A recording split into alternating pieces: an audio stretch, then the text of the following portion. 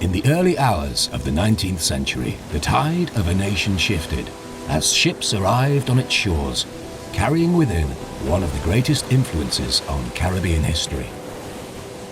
This seminal voyage of 1806 from the land of the sleeping giant marked a new chapter in the pages of Trinidad and Tobago's rich narrative.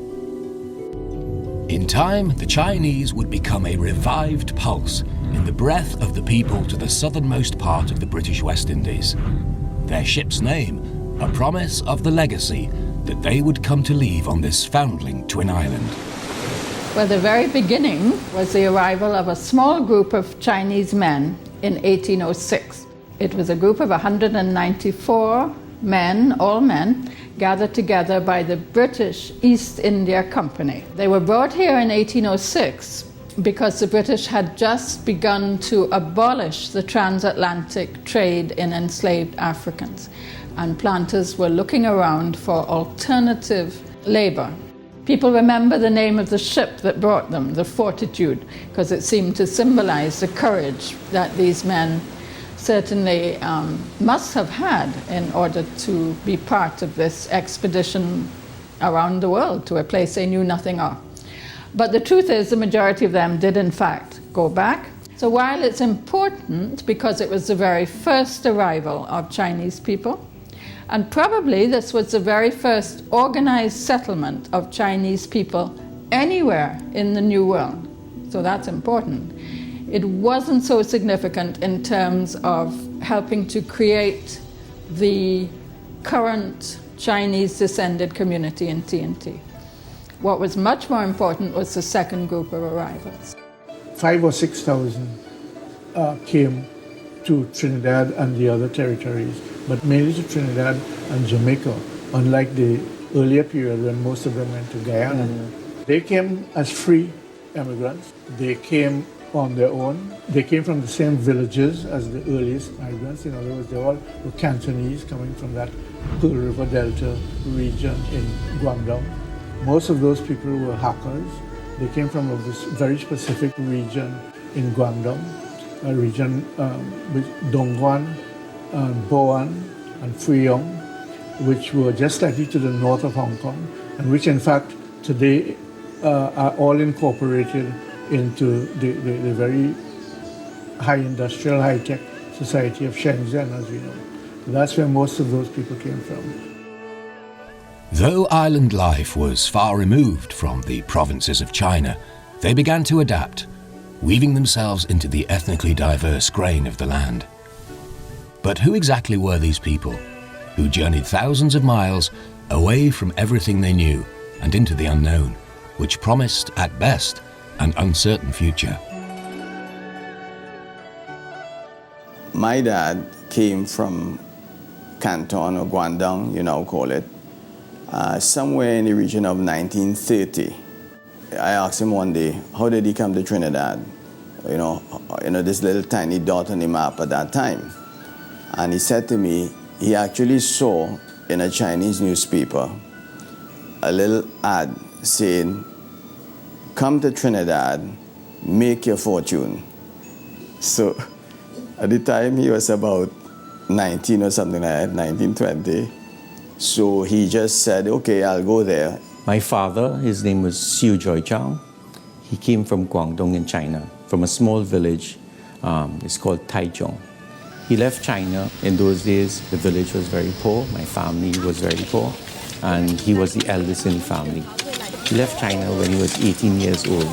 His destination was really Peru, but somehow, because of papers and proper documentation, he ended up in British Guyana. And in British Guyana, where he could not have found a job, he came to Trinidad and Tobago.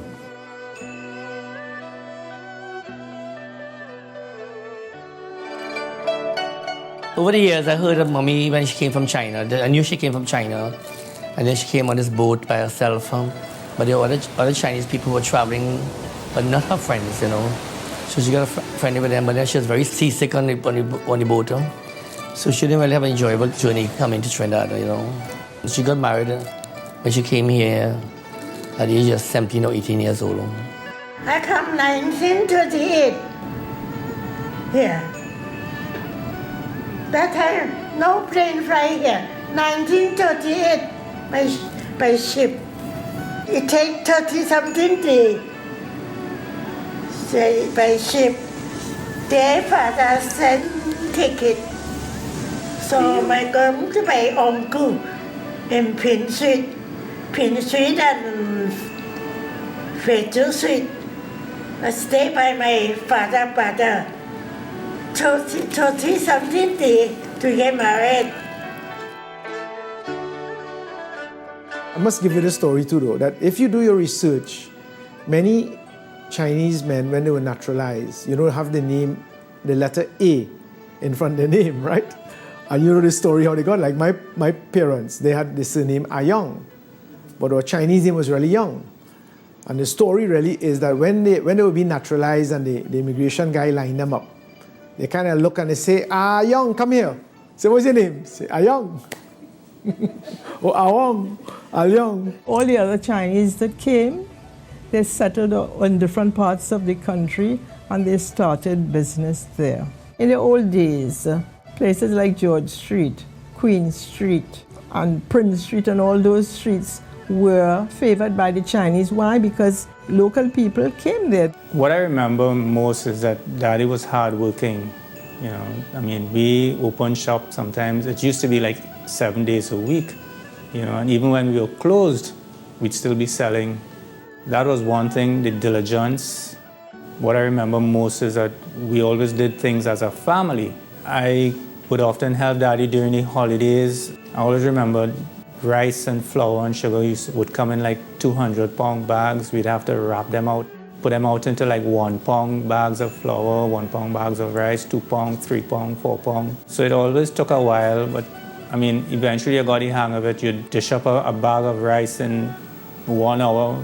That was nothing, It was very, very difficult, but, I was equal to the task. At age 13, I used to be handling money. Here I am working from the shop to go to Camacho or to go to Lucien on Independence Square and Broadway to purchase goods for the shop, which would be delivered by horse-drawn cart.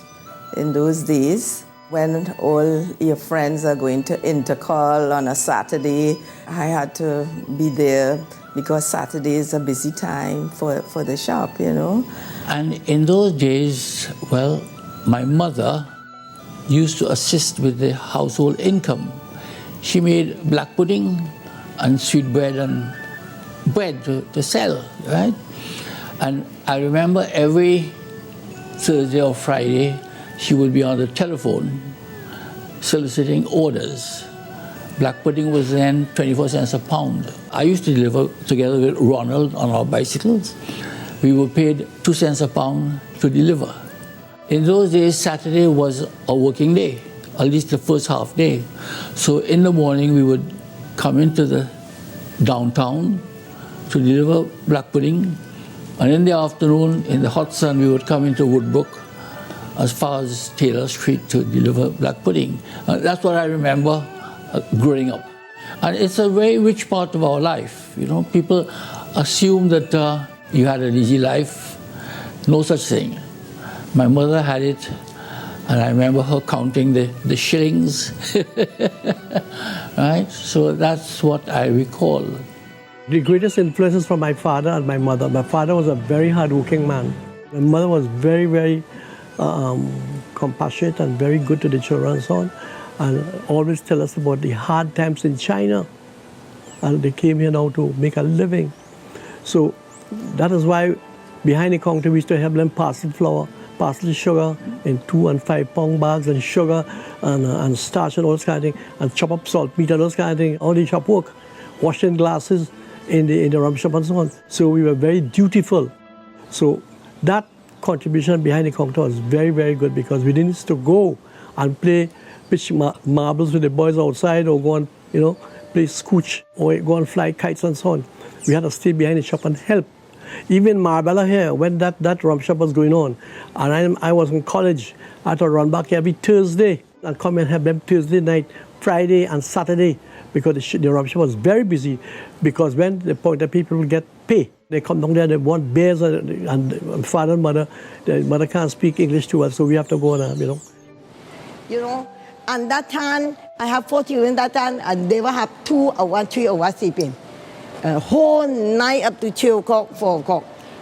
She would spend whole of Saturday night, every day, awake, Sunday, making every day. some items And in those go and days, sell. and we would all chip in and we would all help her. It would be the days when I would be dying to go to party, but I couldn't because I had to stay back, and we would be making hakao and siu mai and dim sum and everything, and then pack up the vehicles, go up to the Chinese Association. He told me that he used to work 23 hours a day, 7 days a week, and the 24th hour, he didn't sleep. He was too tired to sleep. So he would sit, he'd close his little store or shop, whatever he had. He'd sit on a bench and smoke a cigarette for 1 hour and then go back and open the shop. So that was a kind of lifestyle that, coming here from so far away and your desire to succeed, that's basically what you had to do. But the Chinese converged here in Labrie, and they built 40 Chinese shops. They did the trading, with food stuff, etc. And the way they had the shop for everything, they never put the sugar and everything inside the shop. They had the sugar in this open space out here. And then people would have come and asked, they wanted dasa flour. Now, during the war, we do not know where they got the food stuff from, but they fed everybody. And they helped to build this country. Well, the Chinese tradition, shopkeeping, they started the first type of having people buy things on credit. These little shops, you bought the stuff and you paid for it at the end of the week or the end of the month. So they were the first people to start up that sort of thing. That's how it was. They had a hook and they had your name, and when whatever you took, it was put on that, and at the end of the week or month, you came and you paid something or what have you. That's how it all started up. They were the first to do that. It was a great help because, people just didn't have, money to buy things. Whether it was, the thing in those days, they sold, and they didn't have the money to buy it. That was what it was all about. Well, one of the things with the Chinese, the Chinese community sticks there. They help each other. They support each other. So my dad got a job in a shop in Williamsville, actually, and worked hard. He saved his money. He bought a shop in Munaram Street in St. James, actually, at the time. And it was during the war years. That's when I was born. I was born in 1944. That was the time when shopkeepers were very important people in the community, because during the war years, all of the goods had to be rationed. And so the shopkeeper was the one who gave out all the rice to the different people, and there were the ration cards and so on. This is a thing that actually people today do not know anything about, and that history has been lost. But if you wanted a pound of rice, you had to go to the shopkeeper, and the shopkeeper had to mark your name down, everything like that. And he was the one who actually distributed all the controlled commodities to the various houses under the ration card system. So he was a very important guy in the community, actually, as a result of that responsibility being placed on him. And yet, while the Chinese began to carve their place in society, there was still a longing for the echoes of home. And from this need, the associations were born. The association are to provide the place for them to overnight, and at the same time they can enjoy themselves with the same people in the same village. They can play mahjong or enjoy themselves with the pai gao or whatever, or talking, and spend the time together. Basically, they helping your same kind of people from the same village. The Hakka people, when they come from far off their home, have a home that they can comfortable with, they can depend on, they can help them to build up themselves, or they can have a temporary home to stay, to catch up themselves until they can afford to move on their own. We formed for to help our brother from homeland. They come here to work and protest in the basins and so on. We don't want that 3 different districts of South China in Canton. They border with Hong Kong. The name comes from 3 districts. It's called Friyong and Tunggon and Paon. Right? So all 3 districts speak Hakka dialect. So we formed this association called Freedom One. I remember most of our, like every Thursday, Daddy would take us driving to Port of Spain, and the shop was closed half a day, so we had time to go in Chinese restaurants and eat. It was as busy as it is right now on Charlotte Street. They used to have a lot of weddings, and I was still in my short pants. I love dancing. See me dancing all this can with these girls, cousins and friends. And Choi Ming was one of the famous musicians in those days, playing for every wedding. Sundays were days for weddings and festivities and so on. And my wedding took place there. It was a real great affair because all the people are invited there and they were cooking downstairs and so on. And I remember the man who was there, who's really the boss man, it was Charlie Chong. They called him Chong Yu Kong. And the thing about him was he devoted so much of his life there that he should just leave his store in Marble and go down there and leave his wife and his 2 kids over there and then spend all his time there because he was so much related with the Chinese shopkeepers. And not only that, with those Chinese born in Trinidad, like myself. So he enamored himself with the whole cross-section of the society. And I also remembered you, Judy, and Ian, because Ian was my godson. So I used to really look at you behind the counter with your mummy, and Charlie's up in Port of Spain looking after his countrymen and so on, the shopkeepers and so on. China is made up of different districts, right? But most of our association, I think they're all from South China. So you have either Sun Wai, Fuitongon, Chungshan. They're all in the South China. But they all try to keep their villages together. It's more like a village. Some of them are slightly different dialects, like Fuitongon, Hakka, and Chungshan. Toishan, I think, have a different dialect also. But they all try to keep their identity. Sun Wai is a small district in Guangdong. It was formed in the 50s by, well, my father was one of them, Edwin Lelam, Rupert Chow, and a few others got together, raised funds, and built an association. Well, Chungshan is from a province in southern part of China that is very close to Macau and Hong Kong.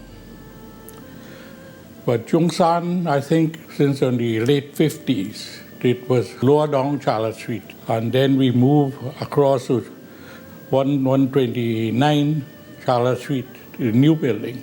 Well, since I became an executive member in China Society, China Society is the umbrella of all other Chinese associations, right? So those days, Mr. Miller Scott, Mr. Jimmy Lelam, and myself, Mr. Mark, Carlton Mark. And I'll never forget, they said we have to give back something to Trinidad. We all came from China with our hands swinging. Nobody bring anything, right? So now today, we have a nice, it's a non-profitable organization, as you know, all the China Society and Association. So we start Impact, donate every year. The traditional associations were created by and for the Chinese that arrived to the island. But over time, and with the growth of families, a new association came into being. One brought about for the now locally born Chinese of Trinidad and Tobago. Chinese Association in St. Anne's was incorporated in 1946. Its goal was to unite all the Chinese of Trinidad and Tobago under one umbrella, where they could come and socialize, and if there were any problems, they can come to the association and probably get help. It became more of a sporting body. We were well known for badminton, hockey once before, and billiards and snooker. We want to take that role further now and be more of a culture center where we could be like a depository for all things Chinese related, whether it's art or artifact, and as well still be a meeting place for all Chinese of Trinidad and Tobago. The associations, therefore, proved successful collectives, but they functioned as more than just a meeting place. They were an extension of home, and so a reflection of family life. The important thing about Chinese family is they live and work for their children. They work 7 days a week so that they could support their children and give them a better life, better than what they had in China. So their main aim is to give me a family of 6 boys an education, and we all got university education. Growing up, I remember I started to cash when I was 8 years old, in the family business, and we were always working. I worked from sweeping the floor, cashing, unpacking goods, packing the shelves.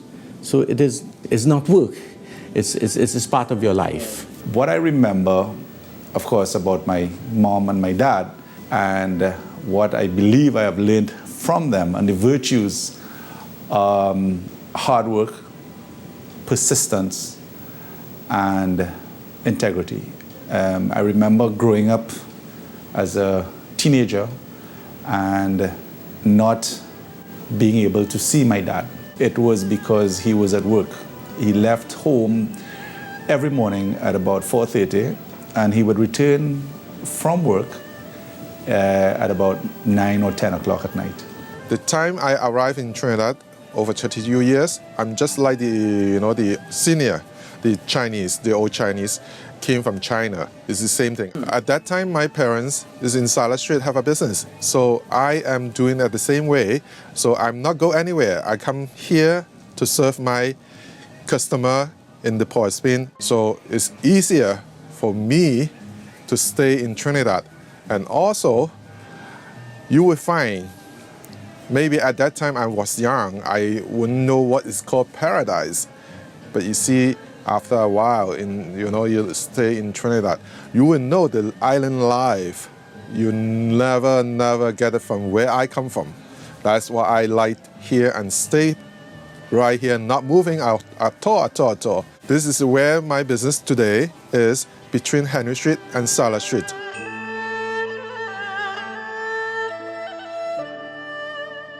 Well, I'll add another little story to give you an idea. In my time, when we lived on Sylvester Street, I used to go to Tranquility, and the school fees was 5 shillings. And my mother had to scratch to make up the money. And you go to school and the teacher reminds you very gently, and eventually you would say, you forget. And one day he said to me, well, you mind to go home and bring the money? So I had to leave school to go home, Sylvester Street, to get the $1.20. And my mother squinted around the place to collect $1.20 for me to take back to the school. So life was not easy, right? They imbued in us that we must be educated. We must go to school. We must go to university. My mother had 4 years of schooling, from 8 to 12, then left school. My father had no schooling, not even in China. What he did in his later life, meaning when he came to Trinidad, he realized what he had lost. And he basically taught himself, educated himself by reading a Chinese encyclopedia. So he would just, every night, if he came home early enough, he would just sit down and read this encyclopedia and then come and tell us all kinds of things in his own style. So, but they impressed upon us the value of education. And why am I a physician? I was always going to be a physician. I didn't know anything else because from the time I could remember, all I heard is that you are going to be a doctor. The Chinese by nature have the reputation of being hardworking, humble, very low profile. I mean, when you look at what's happening in the world and you look down into the Far East, you tend to find those countries are very productive, and I think it's all part of culture and DNA. So you know, that part of our heritage, you know, I feel very proud of. And particularly when you've been brought up in that kind of environment and that background. All of those lessons, I think, that we learn from our families and our parents, and from, I suppose, from generations of Chinese, have made us to who we are today, entrepreneurs and successful at it. Well, if you read the ancient Chinese philosophers, you'll see where they maintain this meaningful way of life. First of all, to honor the elders, very important. Take care of the family, wife and the children and so on. My mother, Daisy, is from the Chang's family, which played a very important role in our history. Because Carlyle Chang, you know, is my mother's half-brother. There are two things that I will never forget that I got from my parents: honesty and sincerity.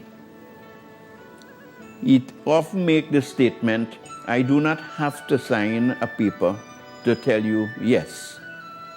My word is my bond.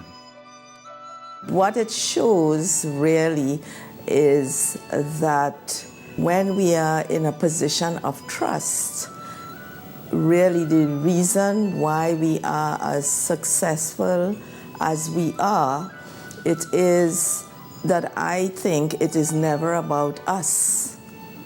It has never been. I think that is part of the work ethic of the Chinese. It is not about us, it is about the work and taking us forward. And I think that has been the hallmark of success of a lot of Chinese in Trinidad and Tobago, if I may say so.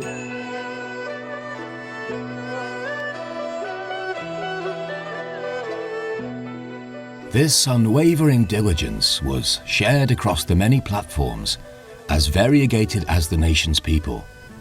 Their influence extended to dignitaries, artists, authors, priests, educators, historians, public administrators, finance,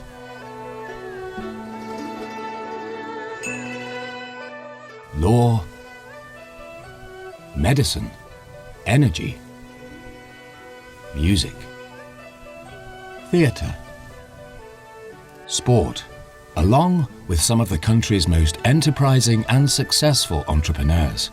To this day, the Chinese people have remained active participants in making this nation a force to be reckoned with in the developing world. By the beginning of the 20th century, certainly by, let's say, the 1920s, you had a number of Chinese families who actually had done well. They were prosperous. They had moved out of small village shops into larger commercial businesses.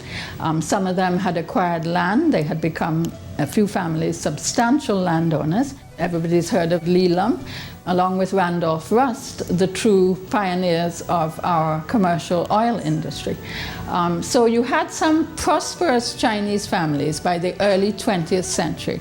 And of course, they made sure that their children, their sons particularly, but their daughters too, got a secondary education. By the 1930s, we have a small but growing middle class, people of Chinese ancestry, but typically born in Trinidad, speaking English, Catholic Christians and entering professional life, particularly the sons, becoming doctors and lawyers, businessmen, landowners, etc. We know that they are going to play an important role in the politics and the culture of post-World War II Trinidad as we enter into the period of decolonization and independence. I would say politics and culture particularly were two areas where the Chinese community played a remarkable role.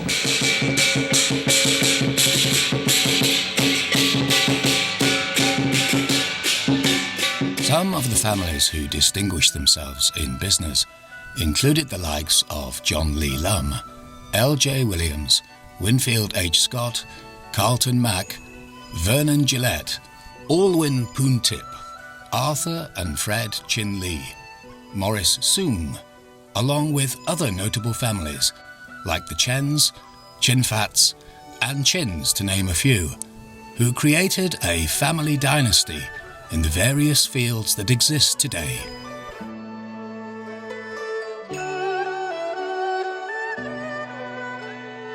Art, like business, was similarly set as the proscenium by the Chinese citizenry. Renowned artist and cultural icon Carlyle Chang was an inspiration to the artistic pursuits of the nation, designing the national coat of arms and partaking in the creation of the national flag. Expressionist painter Sybil Attek became a prominent presence for her watercolor work, while Willie Chen made his mark through painting, three-dimensional works, and literary art. It came very natural, and I think this would come natural for any painter who keeps on painting, practicing, until his style would evolve on its own. You see, nobody will just say that they're going to do art and they're an abstract painter, or they're a surrealist painter, or they're a suprematist painter, or what have you. I built over 54 stage sets over the years. Right, not only that, then I took a hand writing and play now. So I wrote Freedom Road, and I wrote about 25 plays. One we took to Canada, and when I went there, those people who migrated from here, they come and they hug me up beside and cry. They say they want to come back home because I reminded them of their parents cutting cane.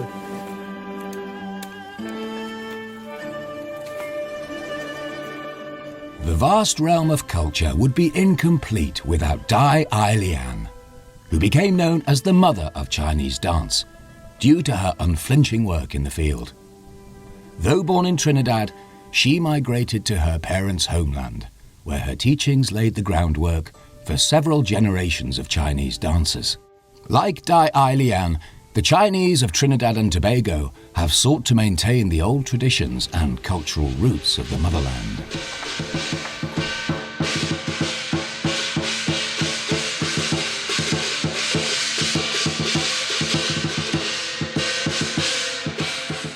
That's why I work with Chinese art and culture. I love it, and Trinidad, all the children, because I live in 51 years now, 50 years now, living in Trinidad. So I think, and all the time, we doing jargon lion dancing, people love it, see it, oh God, and to coding and like it, and able to say want it, okay. I'm happy for that. All these school children, we going training them, doing Chinese art and culture, and doing kung fu and dancing. Happy, never seen so good. I feeling so nice. The money can't buy that,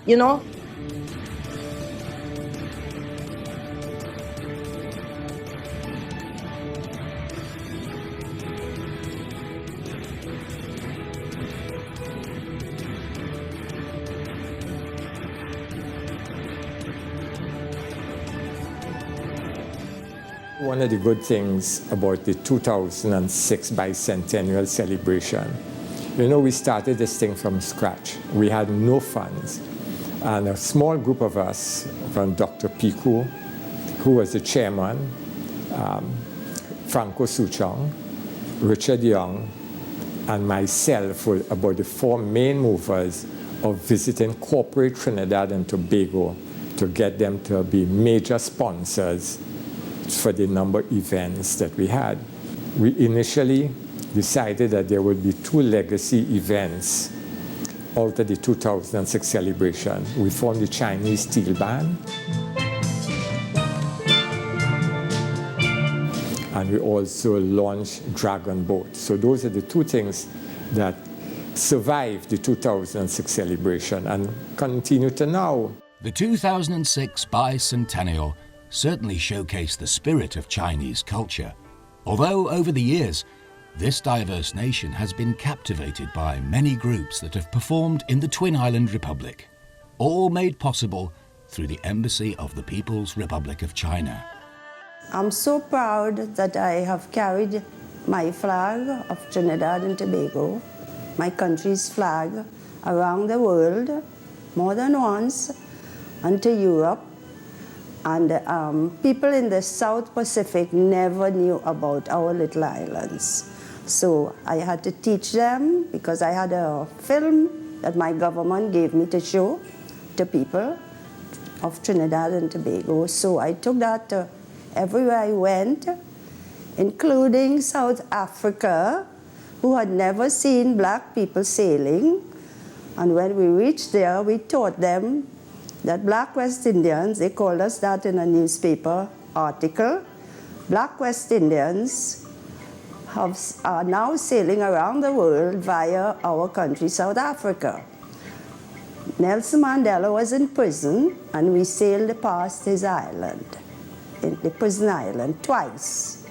I think it gave hope to the black South Africans that people like us could do great things, like sailing around the world. So we sailed our flag very proudly to that part of the world. And we gave courage to those people who were eventually set free.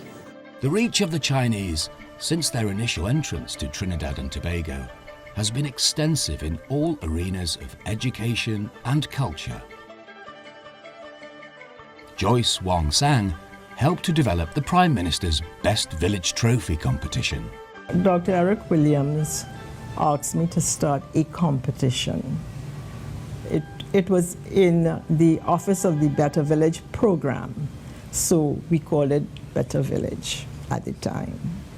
Later on, I asked it to be changed when we had several different categories like food and environmental sanitation, and the concerts, music, dance, and drama. I asked him if I could change it to Best Village. As a contribution to my efforts in culture and lifting up the people in the villages, I got 2 medals. One was a silver and the next was a gold.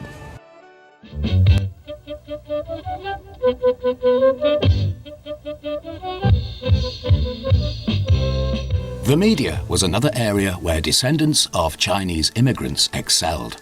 Jimmy Wong became the first person of Chinese ancestry to anchor the major news in Trinidad and Tobago television, while Judy Chong Dennison launched her dual career in both aviation and media.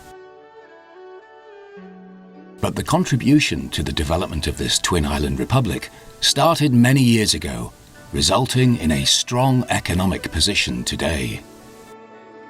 The Chinese were pioneers in the oil industry. They're the ones who developed with Mr. Lee Lam, and my dear friend, the late Mr. Jimmy Lee Lam, and his people who came here, and he was very much a supporter of all the things that we were doing and recognizing the Chinese contribution. So they were the pioneers. They were pioneers in business.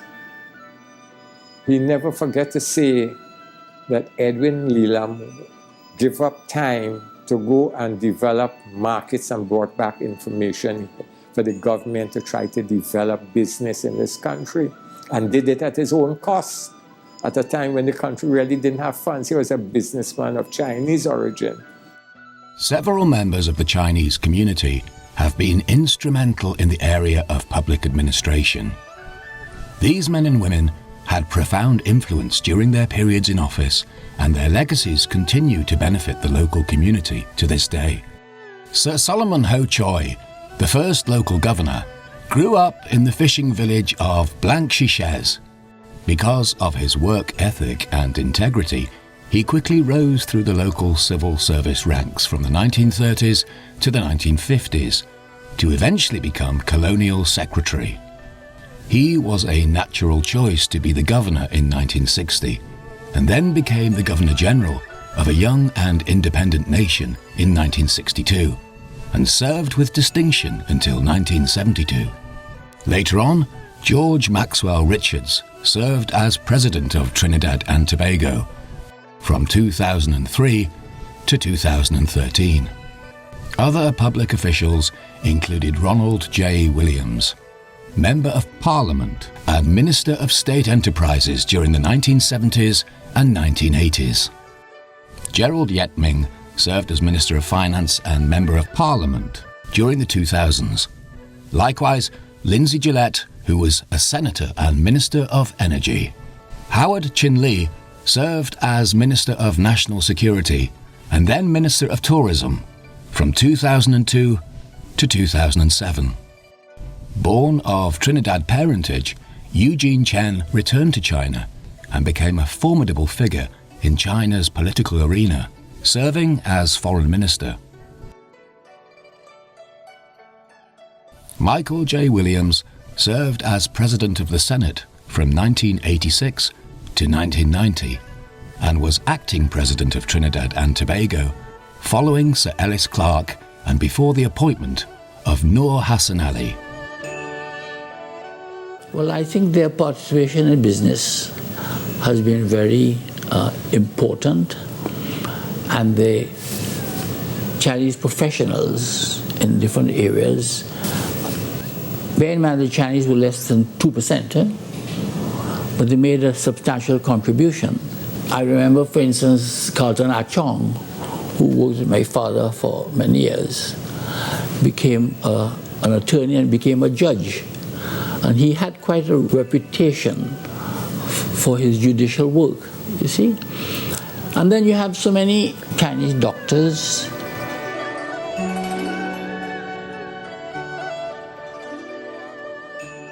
Larry Hawaii, an established and respected banker, became the latest member of this distinguished group on June 25, 2012, when he was appointed as Minister of Finance and the Economy in Trinidad and Tobago. You know, I spent a lot of time restructuring things. You know, even when I was a young boy, I always would fix things. And my mother would say, you know, he's always fixing something. But and it turned out that way as I got older, because I went to the DFL when they were restructuring back in 1987. And I think we did a fairly good job in restructuring the DFL. And in 1989, Workers' Bank collapsed, and I went into Workers' Bank to help restructure, and we turned it around. I always had a confidence in the staff and in the people and what could be done. And we also had some good economic years as the economy started to rebuild. So I think, you know, we were able to do quite a good job with First Citizens Bank. It became very successful. We moved from an asset base of $3 billion and shrinking to an asset base when I left of about $31 or $32 billion. Moved from a loss of, we had lost the year before I took over, we reported a loss of about $13 million after exceptional items. And when I left, we were making about $720 million, close to $750 million in profit. It was rated, had moved from being the worst bank really, literally, to being rated as the best rated bank in the English-speaking Caribbean by the international rating agencies, both Standard & Poor's and Moody's. The contributions made to Trinidad and Tobago by the Chinese community is a testament to the value placed on attaining top-class education by successive generations of the nation's Chinese citizens. So we've excelled in all the different fields. You know, Father Lai Fook at St. Mary's College was a very important father figure in our lives.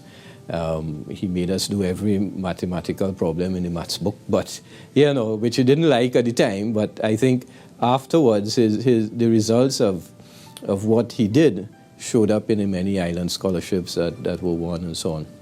So I think throughout, at all levels, religion, politics, the social life, people like Willie Chen in the arts, business, you just name it. I mean, it's phenomenal. I don't think perhaps any community of such a small size could boast of the range of activities that the Chinese community has been involved in. This sense of duty helped shape the new frontier of Chinese descendants in their pursuit to create a stronger republic. Many of the nation's highly respected institutions have been developed by this strong commitment. We are the first institution in the country to engender a culture of innovation in our young people. I would say that I have laid the foundation for promoting science and technology in Trinidad and Tobago, for bringing science to the people, going out into communities and encouraging them, showing them that science is a part of everyday living. That's what we do. I would like to think that the work that I've done will be here for a long time to come. The entrepreneurial spirit is certainly not confined to finance and the sciences. As the new generation has diversified and invested heavily in the economy, with a need to provide activities for the entire family, Derek Chin has created a niche in terms of entertainment by establishing the Movie Town franchise. This project started 12 years ago, and despite all the challenges and all the mountains I had to climb, it has really turned out to be a resounding success. It has changed the landscape of entertainment in the Trinidad and Tobago and to some extent the Caribbean.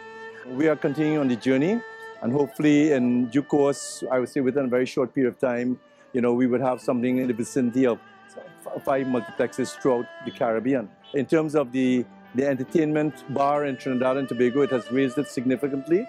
Everybody now knows what Movie Town is all about, and I think we have captured the population. They appreciate it so much that they come and support us throughout.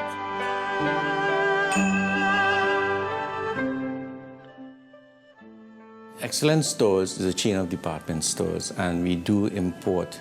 Our major imports are from China. We provide a lot of employment opportunities for the Trinidad and Tobago nationals.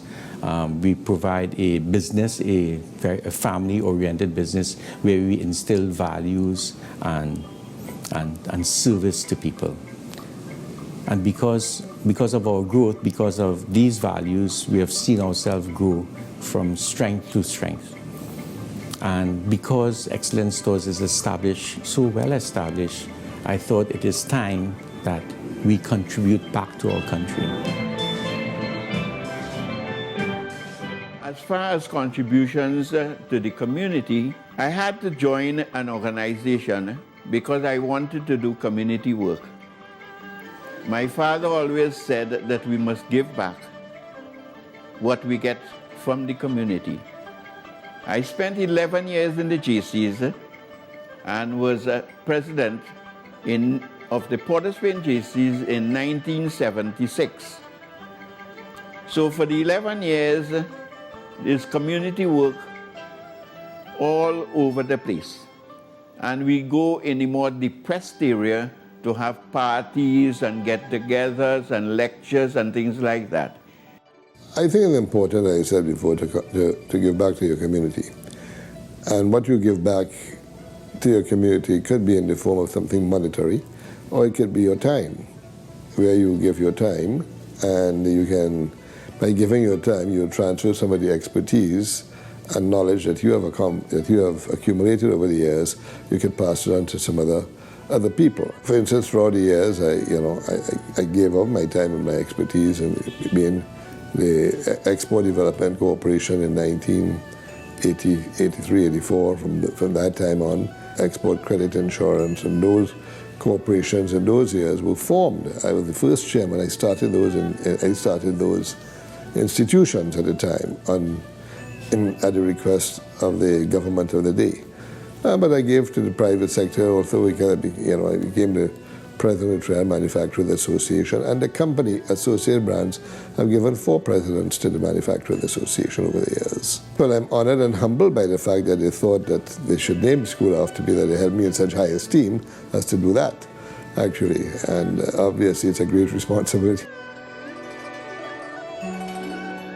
Together with another friend, we got an opportunity to go into, play a greater role in the health industry in terms of imparting hospital and medical care. I do think that Sinclair Medical has played a very large role in the uplifting of the standard of medicine in the country.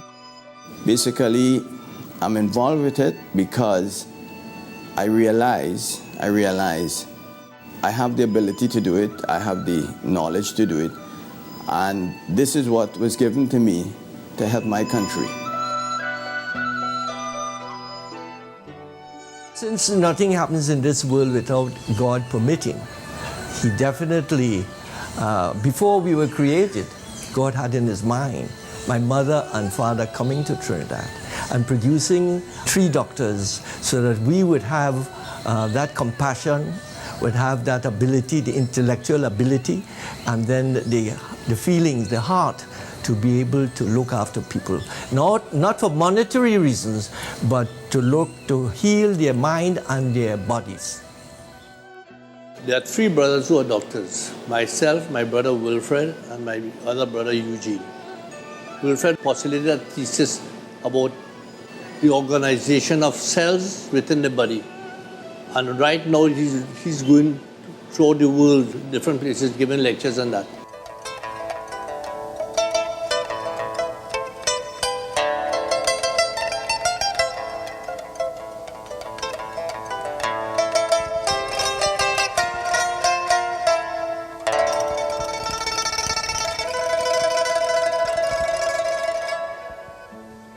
The progress of the Chinese did not go unnoticed by the land of their origin. Since 1974, diplomatic relations were established between Trinidad and Tobago and the People's Republic of China. We celebrated 40 years of this friendship in 2014. It is a fellowship that has strengthened both countries, and the mutual benefits are increasingly evident across several sectors, including the establishment of the Confucius Institute at UE St. Augustine. We have so many dealings with China now. We got the president of China, which is 1.3 billion people. I show off to my Chungsanis, the president of China come to visit 1.3 million people in Trinidad. And South China never see the president yet. I got a small picture, I sent it to my brother in Panama. And he said, look, that's my brother who sat up there, the foreign minister behind there, and so on and so on. And the people in China. He said, what, Trinidad? You know, with that little bit of people, the president want to visit there? We were very honored to have the president of China here, President Xi Jinping. The fact that he chose Trinidad and Tobago was very, very significant for us. The branding that we got out of that was extremely important. And the discussions themselves were important. He agreed to provide $3 billion to the region. The stability and competitiveness of Trinidad and Tobago has attracted several Chinese companies to operate and compete in an open market, and as a result, contribute to the local economy. Firms such as Shanghai Construction Group are well known by their long and distinguished history for building state-of-the-art megastructures, not only in China, but globally. SCG has been operating in Trinidad and Tobago for many years and is currently responsible for the Couva Children's Hospital. National Aquatic Centre and the National Cycling Velodrome, all located in the central Trinidad community of Couva. Over the years, SCG has established itself as a reputable and reliable company, associated with quality performance and on-time delivery for all of our 14 completed projects. We have been fortunate to undertake the construction of the National Academies for the Performing Arts, North and the South Campus, the Prime Minister's Residence and the Diplomatic Center, the Ministry of Education Tower, to name a few. We are now building two major projects, the Couva Children's Hospital and the National Sporting Facilities. Both of these are supported by the China's concessional loan facility, based on two countries' friendship of over 40 years. We have worked closely with the local community, and approximately 30 to 40% of our annual revenue is dedicated to giving back to local society through local procurement, subcontracting, and the various forms of cooperation. We enjoy working in Trinidad and Tobago, and we hope that these two projects will be major ones of Shanghai Construction Group in Trinidad and Tobago that will impact the entire Caribbean region. It's a great feeling for me and to see all my fellow Trinidadians who are of Chinese origin, that we look to the east now and we see this mighty country called China, which has revolutionized so many things, that has grown into a world power. And with that comes a great sense of pride. So a great deal of pride is coming on to this generation, and more so now my children, who, for me, it's a great joy to take them now on a trip to China and see where we are today. I have no brothers or sisters. Trinidad and Tobago is the only country I have. I have no other, my family and myself, we only have one passport. This is our country, we have to build the country. And so some of us have been fortunate in respect of how we progressed. And I am a firm believer in that you have to give back to your community. You have to give back to your country, and so on that. So from that standpoint, we have done well. I've done relatively well in the country, and through hard work, honesty, as the values that my father left with me, and we went on from there. The way I felt about my approach to life, I thought it was unique to myself, my family, my father, my mother, in terms of our upbringing and the way we look at things and how we do things. And I went in 2005 to Southeast Asia, and then in 2006 to China. And I was shocked because I realized that I wasn't really unique in my thinking.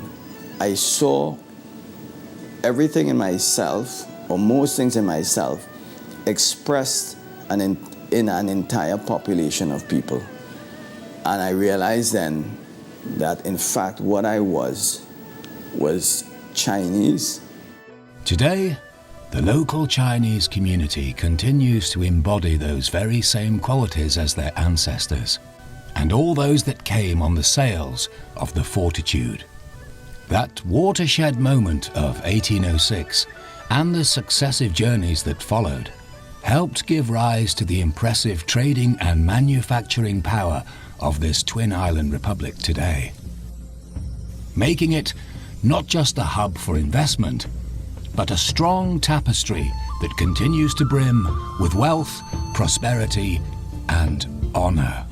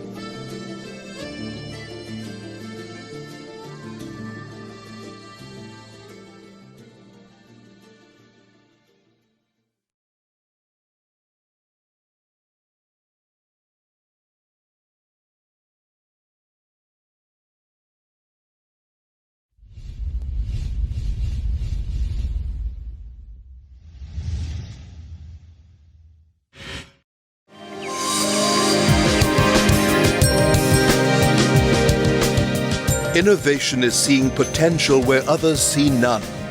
It is embracing new challenges where others falter. And as one of the leading construction companies in the world, Shanghai Construction Caribbean Group Limited, SCG, continues to grow as a global leader because of its drive for progress, with world-class sporting facilities being constructed in the Caribbean, especially in Trinidad and Tobago. So the facilities here are exceptional. A beautiful new building, and I think they look world class. It's able to be used for Pan American Championships, Junior Worlds, and why not World Cups, and in the future maybe an international like a World Championships. We can utilize some of the facilities here, so I think it's got a huge potential for that in the whole of the Caribbean. And I think for tourism as well, it's got great potential. There's many people, masters athletes and just leisure cyclists who would benefit greatly from coming here and being able to ride at the same time.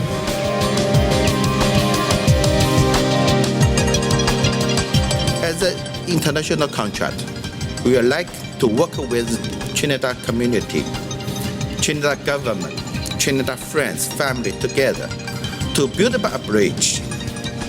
Far East is not far anymore today. So let's build a bridge between Trinidad to China. Let's build a bridge between today and tomorrow.